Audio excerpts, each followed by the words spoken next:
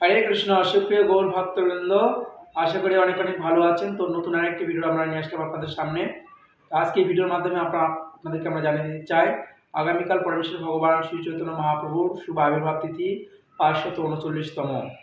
শুভ আবির্ভাব তিথি উপলক্ষে শেরপুর শ্রী শ্রী রাধা গোবিন্দ জি মন্দির পক্ষ থেকে সকলকে কৃষ্ণপ্রীতির শুভেচ্ছা এবং অভিনন্দন জ্ঞাপন করছি। তো আগামীকাল দিনব্যাপী আমাদের শেরপুর শ্রী শ্রী রাধা গোবিন্দ জি মন্দিরে বিভিন্ন অনুষ্ঠানমালা আয়োজন করা হয়েছে।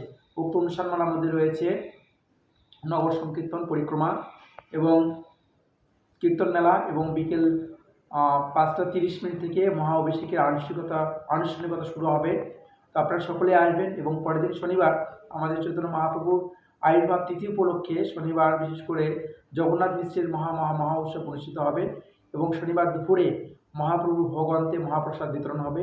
তো আপনারা সকলেই আসবেন এবং সকলে আপনারা আমন্ত্রিত এবং নিমন্ত্রিত।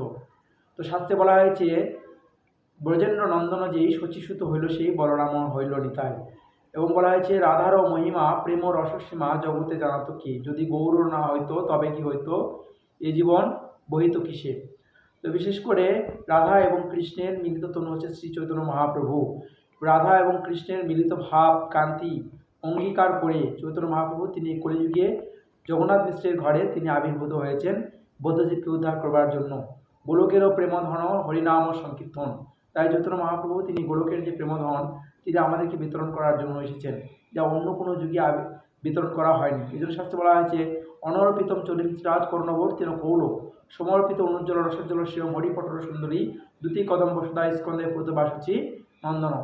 এই যে কলিযুগের যে যুগধর্ম হরিনাম সংকীর্তন যেটা গোলকে লুকায়িত ছিল, সেই প্রেমধন অন্য কোনো যুগে প্রকাশিত হয়নি। তাই চৈতন্য মহাপ্রভু তিনি নিজে এসেছেন এবং বৌদ্ধজীবকে কৃপা করবার জন্য। তাই অবতার সার গোড়া অবতার কেননা বুঝিলি তারে। তাই আমাদের সকলের উচিত চৈতন্য মহাপ্রভুর আরাধনা করা। আরাধ্য তনয়াম ব্রজেশ্বর তনয়, অর্থাৎ চৈতন্য মহাপ্রভু হচ্ছেন ব্রজেশ্বর তনয় শ্রী কৃষ্ণ, তিনি মিলিত তনু হচ্ছে গৌরাঙ্গ মহাপ্রভু। এই কলিযুগে তিনি এসেছেন। তো সুপ্রিয় গৌর ভক্তবৃন্দ, সকলকে আবারও কৃষ্ণপ্রীতি শুভেচ্ছা এবং অভিনন্দন জ্ঞাপন করছি।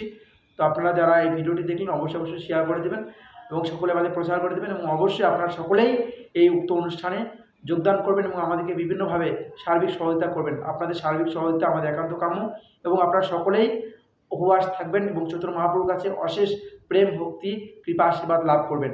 তো অবশ্যই আমাদের প্রত্যেকেরই উচিত এই চৈতন্য মহাপুরুষের আবির্ভাব তিথি পালন করা এবং এই আবির্ভাব তিথি এটা অত্যন্ত গুরুত্বপূর্ণ। আপনারা সকলেই এই চৈতন্য মহাপ্রভুর আবির্ভাব তিথি বিশেষ করে সন্ধ্যা পর্যন্ত উপবাস করবেন এবং তারপরে আপনারা অনুকল্প প্রসাদ আপনারা গ্রহণ করতে পারবেন এবং পরের দিন যথাসময়ে প্রাতকালে আপনারা বিভিন্ন অন্ন ব্যঞ্জনাদি দিয়ে আপনারা সেটা পরের দিন আপনারা অবশ্যই পালন করবেন।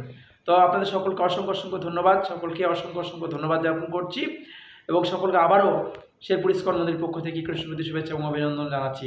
হরে কৃষ্ণ। সকলে ভালো থাকবেন এবং চৈতন্য মহাপ্রভু অশেষ কৃপা আপনাদের উপর বর্ষিত হোক, সে প্রত্যাশায় আজকের মতো এখান থেকেই বিদায় নিচ্ছি। হরে কৃষ্ণ।